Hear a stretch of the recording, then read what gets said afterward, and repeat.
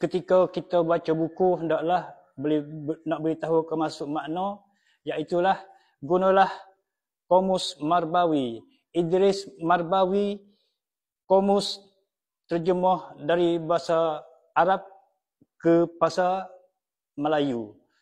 Iaitu, ini contoh ya,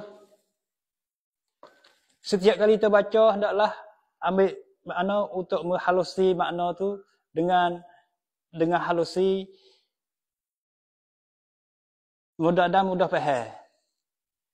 Kamus iaitu Arabi Melayu Jawi.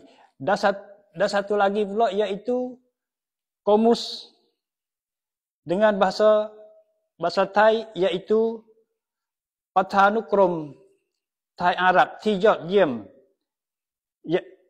จัดพิมพ์โดยศูนย์หนังสือมานุษย์วงสงวน dengan susunan oleh bin Muslim, tercetak yang keempat yang sangat banyak lah, sangat banyak. Yang ini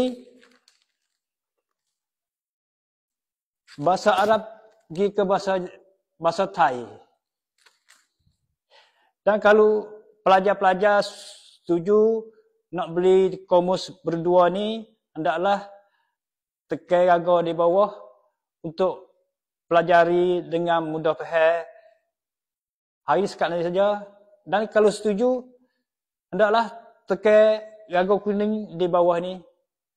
Hari ini sekarang saja. Assalamualaikum.